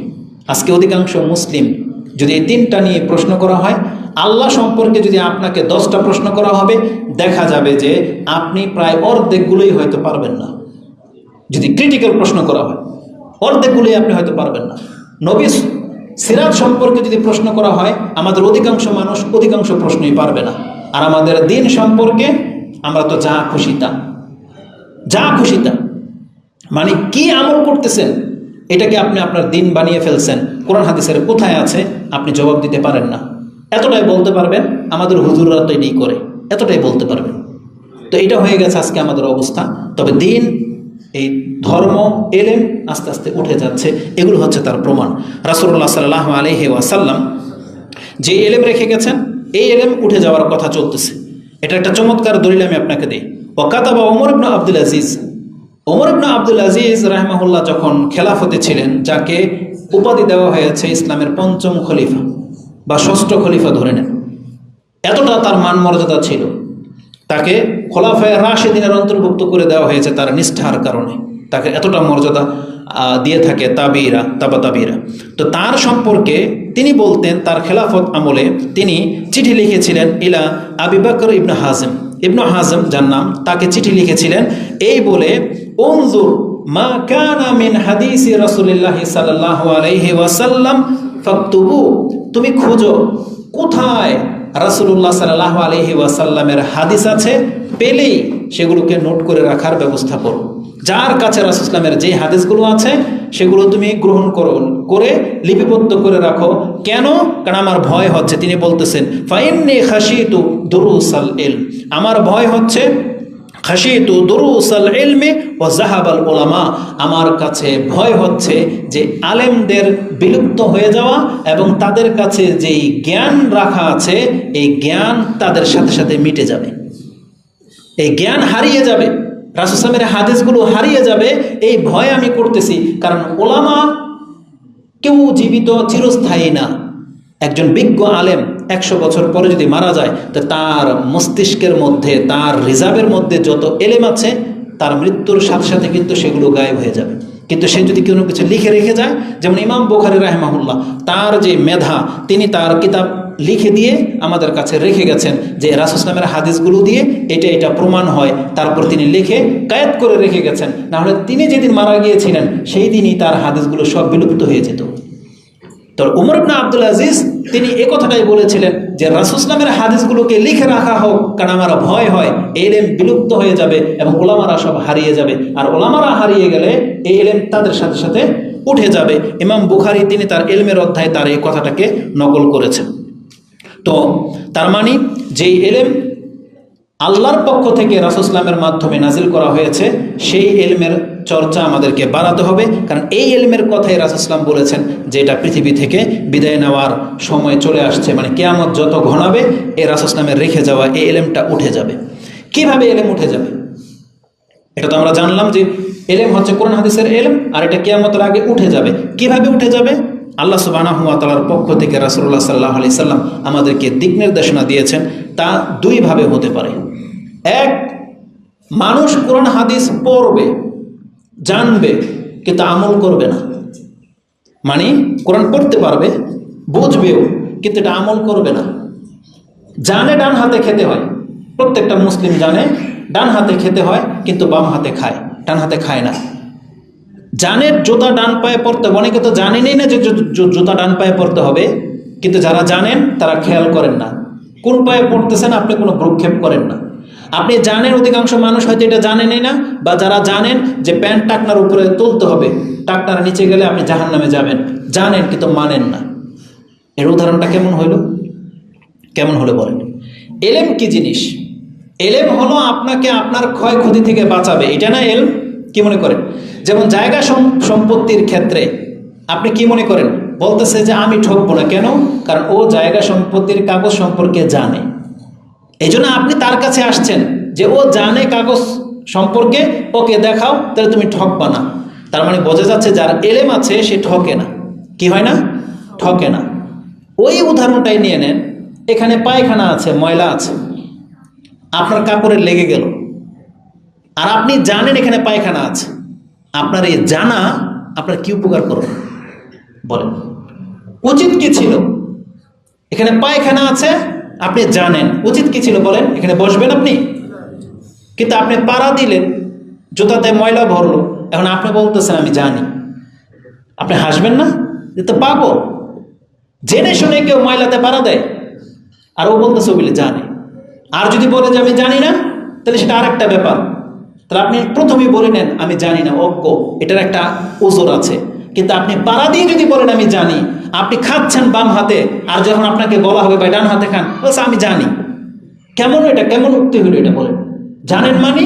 তাহলে আপনার জ্ঞান যদি আপনাকে বাঁচাতে না পারে, তাহলে এই জ্ঞান না থাকার মতো জ্ঞান, এটা হচ্ছে অজ্ঞতা। তো কোরআন হাদিস আমি যুক্তি দিয়ে বুঝাইলাম, আপনাকে আমি দলিল দেবো, দেখেন রাসূল কি বলেছেন। তার মানে যেই ব্যক্তি কোরআন পড়তে পারেন কিন্তু কোরআনের উপরে আমল করেন না, ইসলামে আপনাকে অজ্ঞ বলা হয়েছে। আপনি হয়তো কোরআনের হাফেজ, কিন্তু ইসলামে আপনাকে অজ্ঞ বলা হয়েছে যেহেতু আপনি কোরআনের উপরে আমল করেন না। ঠিক ইসলামের প্রত্যেকটা বিধান, যে জানে যে 5 ওয়াক্ত সালাত পড়া ফরজ, কিভাবে পড়তে হয় সেটাও জানে, কিন্তু পড়ে না, ইসলামে তাকে অজ্ঞ বলা হয়েছে। এ হলো মূর্খ। এটা একটা কারণ। দ্বিতীয় আরেকটা কারণ হলো ইলম উঠে যাওয়া, সেটা হলো আলেমদের মৃত্যু ঘটা। মানে যারা আমলদার আলেম তারা মরে যাবে। তারা মরে গেলেই এই জাতি পরবর্তীতে এরকম বিজ্ঞ আলেম আর পাবে না, তখন মূর্খদের জন্ম হবে, ওই মূর্খদের কাছ থেকে এলেম নেওয়া শুরু করবে। এইভাবে এলেম একদিন বিলুপ্ত হয়ে যাবে। এই দুইটা কথাকে একটা হাদিস দিয়ে আপনার কাছে পেশ করা যাবে। প্রথম হাদিসটা খুবই চমৎকার, এটা আমাদের সবার ক্ষেত্রে প্রযোজ্য, আমাদের সবার ক্ষেত্রে অত্যন্ত গুরুত্বপূর্ণ একটা বিষয়। আপনি সোজা হয়ে যাবেন যদি রাসূল সাল্লাল্লাহু আলাইহি ওয়াসাল্লামের কথা আপনার অন্তর থেকে নিতে পারেন। একজন সাহাবী জিয়াদ ইবনে লাবিদ খুব বিচক্ষণ একজন সাহাবী, তিনি বলতেছেন কোন একটা ঘটনার প্রেক্ষিতে রাসূল সাল্লাল্লাহু আলাইহি ওয়াসাল্লাম একদিন বলতেছেন জাকা ইনদা আওয়ানি জাহাবাল ইলম। একটা ঘটনার প্রেক্ষিতে, যেমন ধরেন একটা সময় এখানে একটা গাছ ছিল, এই বিল্ডিংটা করার কারণে একটা বড় কড়ি গাছ, রেন্ট্রি গাছ, যেমন ধরেন উনি বলতেছে ওনার বাচ্চাদেরকে যে এখানে একটা বড় গাছ ছিল, এটা কেটে ফেলা হয়েছে। এটা আরো আজ থেকে 50 বছর আগের কথা ধরে নেন, যেটা আমরা দেখি নাই। তো যখন উনি আলোচনা করতেছে এই গাছটা কেটে ফেলা হয়েছে, এইভাবে একদিন বাংলাদেশে একটা গাছও থাকবে না।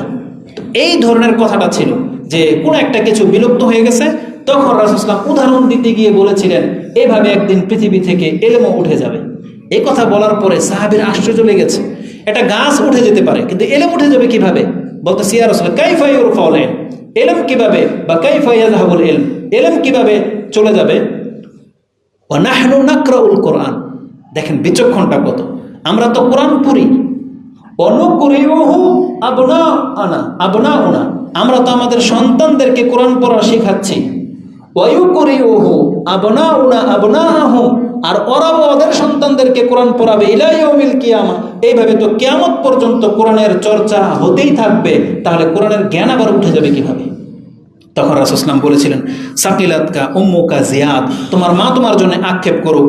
ইন কুনতু লা আরজু মিন আফকা রাজুলিন বিল মদিনা, আমি তো তোমাকে মদিনার একজন বিচক্ষণ ব্যক্তিদের মধ্যে একজন ভাবতাম, আর বাস্তবে কি সে বিচক্ষণদের একজন ছিল। এই জন্য রাসূল সাল্লাল্লাহু আলাইহি ওয়াসাল্লাম তাকে উপহাস করে কথাটা বলেছিলেন। নিঃসন্দেহে তিনি বিচক্ষণ ছিলেন। তারপরে তিনি আসল কথাটা বললেন যে কিভাবে ইলম চলে যায়। তুমি দেখো না, আওয়ালাম, তুমি জানো না, আওয়ালাইসা হাযিহিল ইয়াহুদা ওয়ান নাসারা ইয়াকরাউনা আত-তাওরাতা ওয়াল ইনজিল, তুমি কি দেখতে পাও না এই যে ইহুদি নাসারারা ওরা কি তাওরাত আর ইনজিল পাঠ করে না? বলছে করে, কিন্তু ওদের কাছে ইনজিল আর তাওরাতের জ্ঞান নাই কেন? রাসূল বলছেন লা ইয়ামালুনা বিশাইইন মিম্মা ফিহিমা, তাওরাত এবং ইনজিলে আল্লাহর পক্ষ থেকে যে বিধান নাজিল করা হয়েছিল এরা পড়ে ঠিকই, কিন্তু আমল করে না।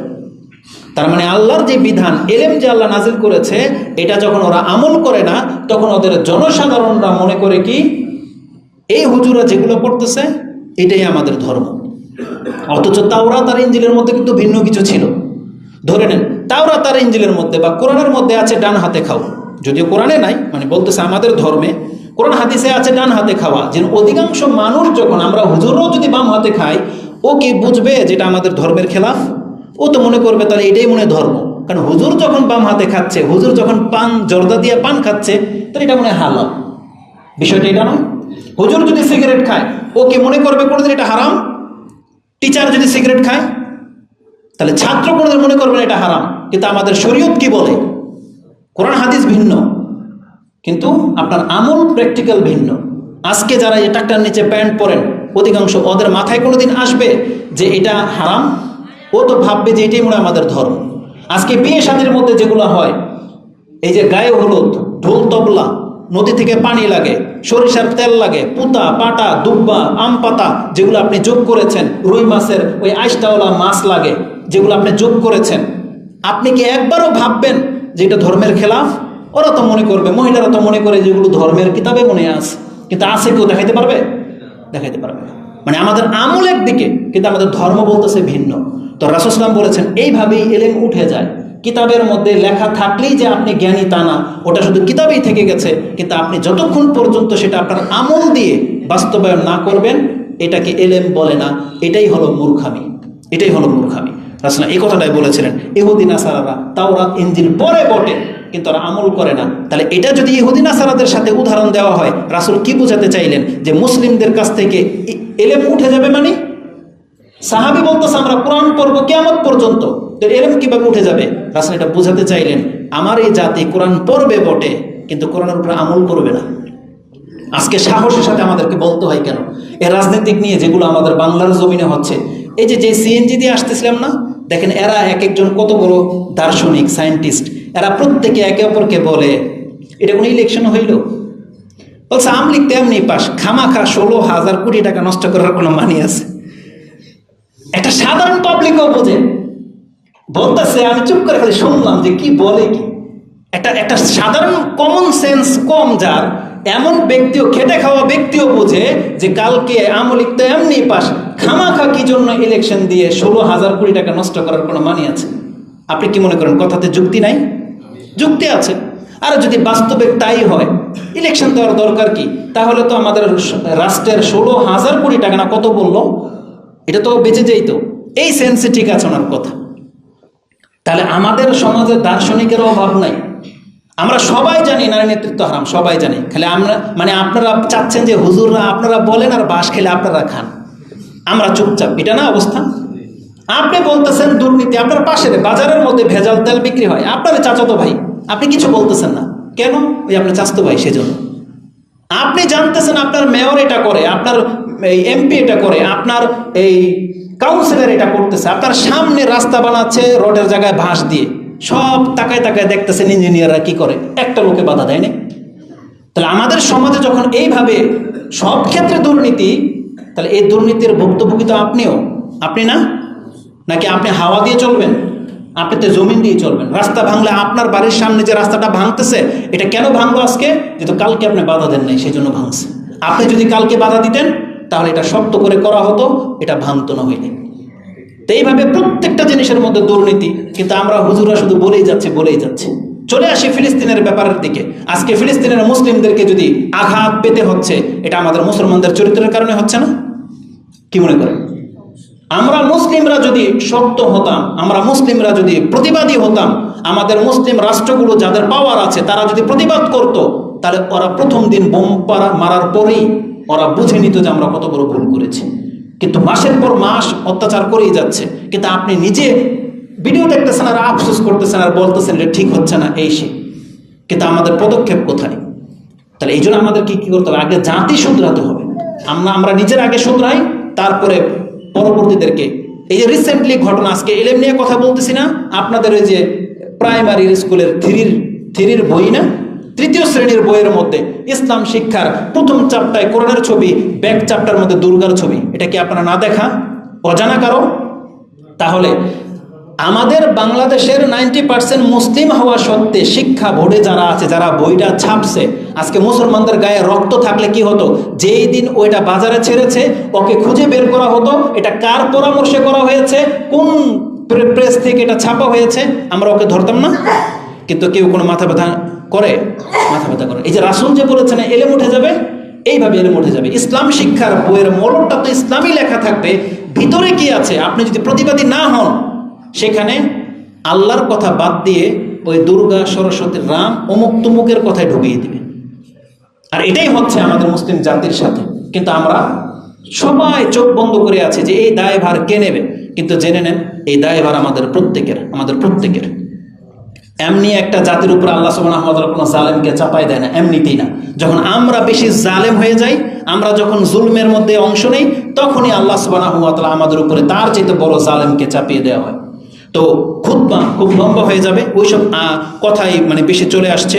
তো রাসূলুল্লাহ সাল্লাল্লাহু আলাইহি ওয়াসাল্লাম তিনি বোঝাতে চাইলেন, ইহুদি নাসারাদেরকে আমরা অজ্ঞ কেন বলি, গোমরা কেন বলি, পথভ্রষ্ট কেন বলি, যদিও ওরা তাওরাত আর ইনজিল পড়তেছে। কারণ ওরা আল্লাহর নাজিলকৃত তাওরাত ইনজিলের উপরে আমল করছে না, এই জন্য আমরা ওদেরকে গোমরা বলি। আজকে আমরা মুসলিমরাও যদি কোরআন পড়ি কিন্তু কোরআন যদি মেনে না চলি, তাহলে আমাদেরও ওই একই হুকুম। কারণ কোরআনে আল্লাহ বলে দিয়েছেন তো এই কথা, যেটা আমরা প্রায় বক্তব্যে আপনাদেরকে শোনাই, যেটা সূরা মায়েদা 5 নম্বর সূরার 68 নম্বর আয়াতে আছে। আল্লাহ বলেছেন, লাস্তুম আলা শাই হাত্তা তুকিমুত তাওরাতা ওয়াল ইনজিলা ওয়া মা উনজিলা ইলাইকুম মির রাব্বিকুম। এটা বনী ইসরাঈলদেরকে বলা হয়েছিল। হে নবী আপনি বলে দেন আহলে কিতাবদেরকে, যতক্ষণ পর্যন্ত এই কোরআনটাকে বাস্তবায়ন না করা হবে, সে আল্লাহর কাছে উল্লেখযোগ্য কিচ্ছু না। আপনি যতবার বলেন না কি আল্লাহর কাছে যে আল্লাহ আমি মুসলিম, আল্লাহ এটাকে গ্রহণ করবে না যদি আপনি কোরআন হাদিসটাকে নিজের জীবনে বাস্তবায়ন না করেন। এজন্য আমাদের মুসলিম ভাইদের প্রতি আহ্বান থাকবে, দেখেন আমাদের মুসলিমদের কাছ থেকে কিন্তু ইসলামকে অপরিচিত করে দেওয়া হচ্ছে, ইসলাম কিন্তু শিক্ষাটাকে আমাদের কাছ থেকে অনেক দূরে সরিয়ে ফেলা হচ্ছে। এজন্য আমাদের এখন থেকে সতর্ক হওয়া উচিত। যতদিন আমরা সতর্ক থাকবো ততদিন আমরা কল্যাণের পথে থাকবো, আর না হয় খুব শীঘ্রই হয়তো আমাদের উপরে কিয়ামত হয়ে যাবে। পৃথিবীর অবস্থা জানি না, তবে বাংলাদেশের অবস্থা খুব খারাপ পরিণতি হতে পারে। আপনি জেনে নেন, আমাদেরকে আল্লাহর কাছে তওবা করা উচিত, আমাদেরকে আল্লাহর কাছে ক্ষমা চাওয়া উচিত, এবং আমাদেরকে আল্লাহর কাছে নিরাপত্তা কামনা করা উচিত।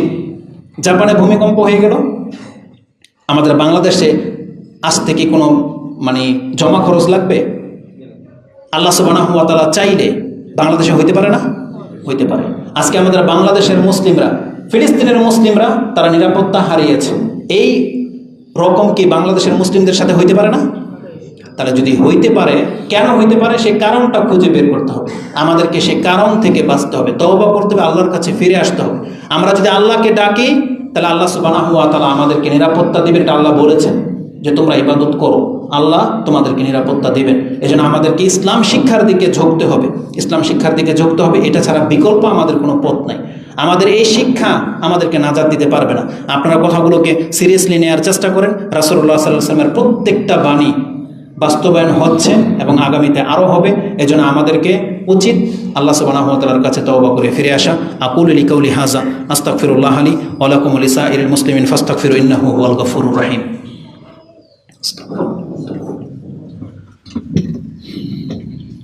আলহামদুলিল্লাহি রাব্বিল আলামিন ওয়াসসালাতু ওয়াসসালামু আলা আশরাফিল আমবিয়া ওয়াল মুরসালিন নবিয়িনা মুহাম্মাদিন ওয়া আলা আলিহি ওয়া সাহবিহি আজমাইন ওয়া বাদ।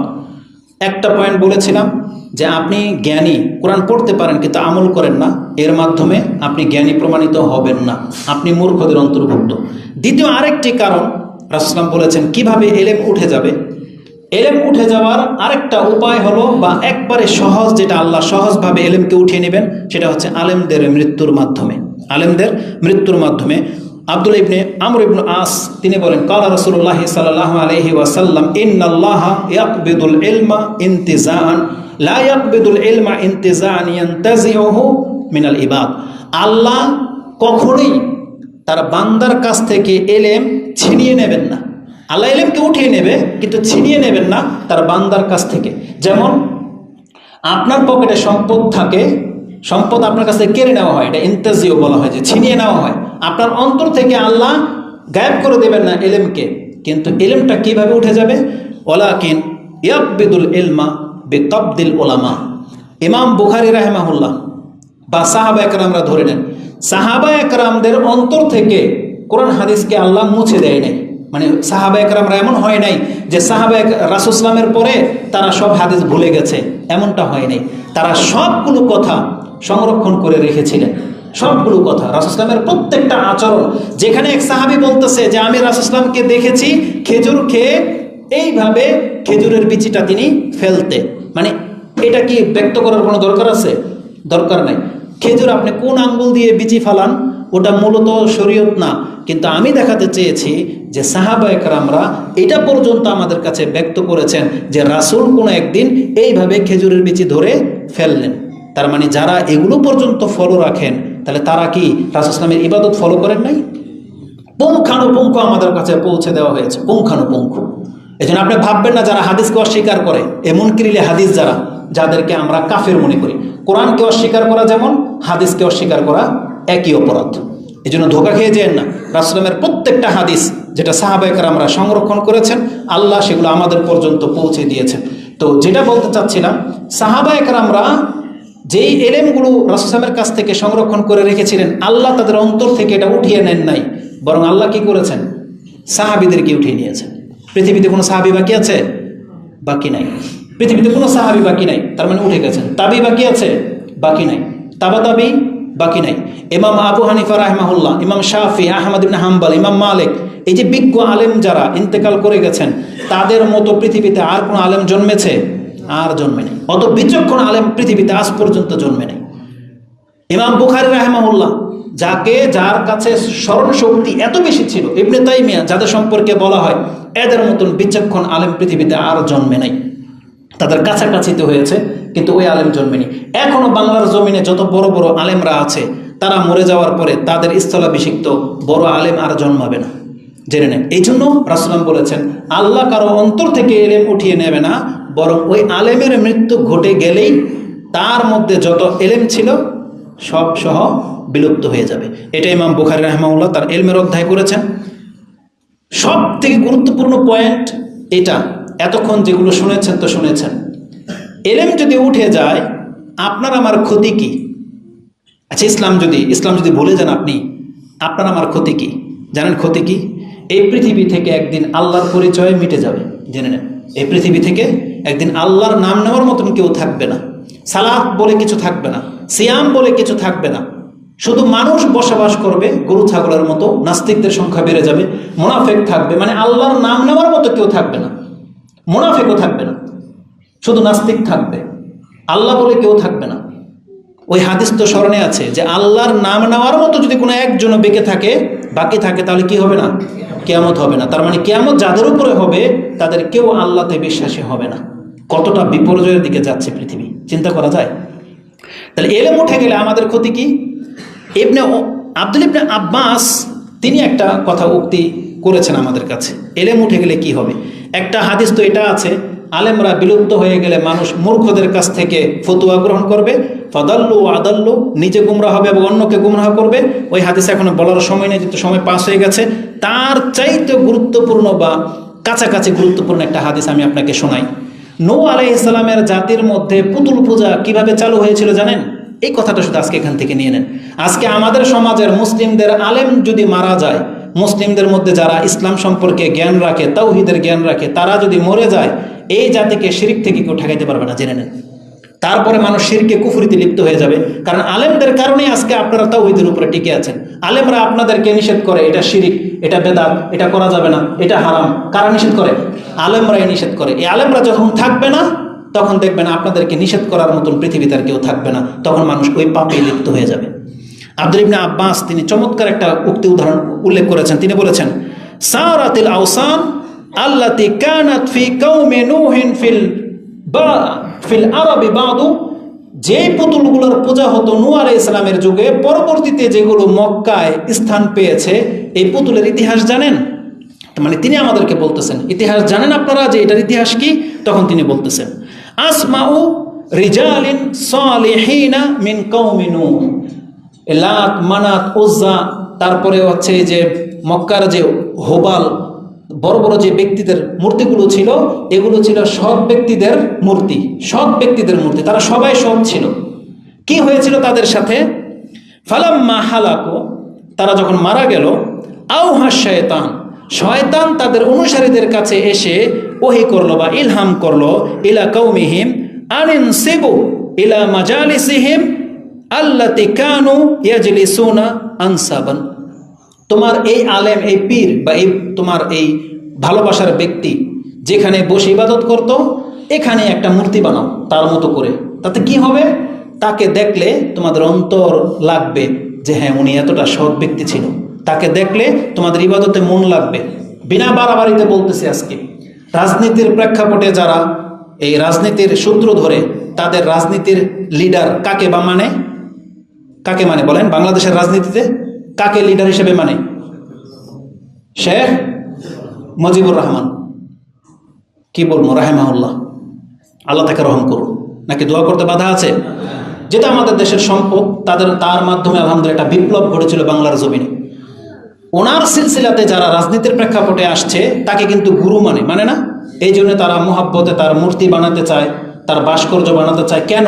ইবাদতের সেন্সে কিন্তু না, মুহাব্বতে। কিসে? মুহাব্বতে। তাকে দেখলে জাজবা চলে আসে, তখন ওই যে জয় বাংলাটা এটা জোরে বলে, তারপর আর কি বলে, চেতনা জেগে যায় আর কি তাকে দেখলে, যে আমরা এরকম নেতা হব। আর এটা লজিক।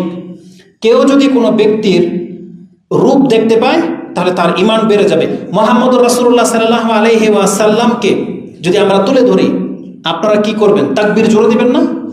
আল্লাহর নাম তাকবীর বলতে বলে তাকবীর জোরে বলেন না? তাহলে কোনো কিছু নিদর্শন দেখলে মানুষের স্পৃহা বেড়ে যায়। এই জন্য কিন্তু নেতাদের ছবি টাঙানো হয়, তাকে দেখলে তার মতো হইতে আগ্রহ বাড়ে আর কি, এমনটা বিষয়। তো নূহ আলাইহিস সালামের জাতির কাছে এই শয়তান এসে কথাই বলেছিল, তোমাদের এই নেতা, তোমাদের এই ভালো মানুষ, তার মতো করে একটা মূর্তি বানিয়ে ওখানে রেখে দাও, যেখানে সে ইবাদত করত, যেখানে তার আস্তানা ছিল। ফানসাবান, তারা তাই করলো। তা করার পরে ইনসিবু ইলা মাজালিসিহিম ওয়া সাম্মুহা বিআসমাইহিম, তার যা নাম ছিল এই মূর্তিটার তা নামই রাখো, মানে এটা অমুক, একবার হুবহু আকৃতি দিয়ে বানিয়ে বলছে এটা অমুক, এটা অমুক, এটা আল্লাহর ওই ওলি, এটা ওই ওলি, নাম লিখে দিল, কিন্তু ইবাদত করতো না। কি বলেছেন? বিআসমাইহিম ফাফআলু, তারা তাই করলো। ফালাম তুবাদ, কিন্তু এই মূর্তিগুলোর ইবাদত তারা করতো না, জাস্ট একটা মূর্তি বানালো ভক্তির সাথে, ভালোবাসার সাথে। তারপরে বলতেছেন, হাত্তা ইজা হালাকা হাউলাই, এই লোকগুলো যখন মারা গেল, যারা মূর্তির কাহিনী জানতো, এই লোকগুলো যখন মারা গেল, হালাকা উলাই ওয়া তানাসাখাল ইলম, এই মূর্তির ইলম যখন উঠে গেল, মানে জানলো না মানুষ এই মূর্তিগুলো কোত্থেকে আসছে। কারণ দেখেন, আজকে আমরা বাংলার জমিনে বেঁচে আছি বিদায়, বা আপনারা যারা আছেন তারা ইতিহাস জানেন, এই যে শেখ মুজিবুর রহমান বা নেতাদের যে ছবিগুলা, ওই সুফিয়া কামাল আর কার কার জন্য মূর্তি বানানো হয়েছে না, আমরা তো জানি এরা কারা। আর আমাদের জাতি এদের পূজা করে না, কিন্তু আমরা যখন থাকবো না, মূর্তিগুলো তো থেকে যাবে, থেকে যাবে না? শত শত বছর ধরে থেকে যাবে, নাকি থেকে যাবে না? এমন কি হতে পারে না, শয়তান যখন আমাদেরকে দিয়ে মূর্তি বানালো, আমরা যদি মরে যাই, এমন কি হতে পারে না শয়তান আমাদের পরবর্তী জেনারেশন কি বলতে পারে না, এটা তোমাদের একজন আল্লাহর ওলি ছিল, বলতে পারে না? পুতুল পূজা কেমনি শুরু হয়েছে, পুতুল পূজা কেমনি শুরু হয়েছে, এই কথাটাই বলতেছেন যে ওয়াতানাসাখাল ইলম, ইলম যখন উঠে গেল অবিদাত, তখনই এই পুতুলগুলোর পূজা শুরু হয়েছে। তাহলে আজকে আমাদের কাছ থেকে যদি ইসলামের জ্ঞান যদি উঠে যায়, তখনই দেখবেন মানুষ আল্লাহ ছাড়া বাকি যার তার ইবাদতে লিপ্ত হয়ে যাবে। আজকে যদি হালাল হারামের জ্ঞান উঠে যায়, আপনি মদকে পানির মতো পান করা শুরু করবেন। আজকে যদি হালাল হারামের জ্ঞান উঠে যায়, আপনি যার তার সাথে জানায় লিপ্ত হবেন, বিয়ে বলে কিছু থাকবে না। এটাই বোঝাতে চেয়েছি, এলেম যদি উঠে যাবে কিয়ামতের আগে, এই পৃথিবীর চিত্রটা কি হতে পারে আপনি একবার ভয় করেন। এই জন্য এলেম আছে বিদায় আজকে আমাদের মধ্যে কল্যাণ আছে। আজকে এত কোটি টাকা খরচ করে এই যে মসজিদ বানানোর প্রয়োজন কি ছিল? কোটি টাকা বরাদ্দ করা হয়েছে এখানে মাদ্রাসা করার জন্য, এর প্রয়োজন কি ছিল? শুধু আমাদের ইমানকে টিকিয়ে রাখার জন্য। আজকে মাদ্রাসাগুলো যদি বাংলার জমিনে না থাকে, তাহলে মুসলমানদের মাঝে ইমান বাকি থাকবে না। কারণ যেখানে স্কুল অলরেডি ইসলাম শিক্ষা থেকে মুখ ফিরিয়ে নিয়েছে, তারা যা খুশি তা শিক্ষা দেয়, কিন্তু ধর্মের কোনো কিছু শেখায় না। আজকে আপনি কি চাচ্ছেন যে মাদ্রাসাগুলো ঠিক এরকম হয়ে যাক? এটা সত্য যে আপনাদের কাছ থেকে ভিক্ষা করে করে মাদ্রাসা বানানো হয়েছে। হুজুররা বলেন না, ডালের পানি খেয়ে এটা করে শুধু আপনার আমার ইমানকে বাঁচানোর জন্য। আজকে যদি আমাদের পূর্বসূরি হুজুররা যদি ডালের পানি খেয়ে আমাদেরকে এই ইসলামের দাওয়াত না দিত, তাহলে আমরাও ওই গোসাই সেল বন্যায় ভেসে আসা ফেনার মতো, খড়কুটার মতো পড়ে থাকতাম, আমাদের মর্যাদা থাকতো না। অতএব এই মাদ্রাসাগুলোকে আপনি কদর করার চেষ্টা করেন। আপনি কি জানেন আপনার সমাজ একটা মাদ্রাসা হয়ে যাওয়া মানে কি? আর কত কোটি টাকা খরচ হয়েছে এটাকে নির্মাণ। এই যে বিশাল জায়গা যে বরাদ্দ করা হয়েছে, আপনি নিজে কোনোদিন পারবেন? আপনার আত্মা কুলাবে না। কিন্তু কোনো না কোনোভাবে আল্লাহর দয়া রহমত বিদায় আপনাদের অঞ্চলে আল্লাহ এত বড় একটা প্রতিষ্ঠান করার সুযোগ করে দিয়েছে। আলহামদুলিল্লাহ বলেন, আলহামদুলিল্লাহ। এবং এটা আমাদের আহ্বান থাকবে, আপনারা সন্তানদেরকে এই ধরনের প্রতিষ্ঠানগুলোর মধ্যে শিক্ষা দেওয়ার জন্য প্রস্তুত হয়ে যান। এখানে আপনার রবের কালাম শেখানো হবে, আপনার মান মর্যাদা শেখানো হবে, যে একটা পিতামাতার সাথে কিভাবে আচরণ করা হয় এই শিক্ষা দেওয়া হবে বাচ্চাকে। ইসলাম আমাদের নবীর মান মর্যাদা কি এটা শেখানো হবে এই মাদ্রাসা থেকে। অতএব আমাদেরকে এই শিক্ষা প্রতিষ্ঠানগুলো থেকে আমাদের ধর্ম সম্পর্কে জানতে হবে। এবং আপনাদেরকে বলে দিই, আমরা তো বিভিন্ন জায়গায় ঘুরি, আপনাদের এই হোসেনপুরবাসী এখন বুঝতে পারতেছেন না যে আপনারা কত বড় সম্পদের মালিক হয়ে গেছেন, বুঝতে পারতেছেন না, কিন্তু আমরা বুঝি। আজকে আমরা একটা মাদ্রাসা করার জন্য লাখ টাকা পাই না, একটা জমি কেনার জন্য, আর আপনারা কোটি টাকার সম্পত্তি নিয়ে বসে গেছেন। এটা কত বড় একটা আল্লাহর রহমত আপনাদের এই অঞ্চলে। আপনাকে যদি কেউ কান পরা দেয়, এটা ওহাবিদের, এটা ভিন্ন মাযহাবের, এটা অমুক তমুক, আপনি নিজেকে ক্ষতি ছাড়া উপকার কোনোদিন করতে পারবেন না। কিন্তু আপনি যেই দিন এই মাদ্রাসার মধ্যে আপনার সন্তানকে শিক্ষা দেওয়ার জন্য নিয়ে আসবেন, আপনি নিজে শুনবেন। এই যে খুতবাগুলো যখন শুনলেন, আমি কি আপনাকে মিসগাইড করেছি? আমরা কি আপনাকে কোনো এদিক সেদিক ঝুঁকিয়ে দিয়েছি, কোনো দলের দিকে ডেকেছি? আমরা আপনাকে ইসলামের দিকে ডেকেছি। আর আমাদের সন্তানদেরকে আমরা এগুলোই শিখাই, আল্লাহর দিকে ডাকা শিখাই।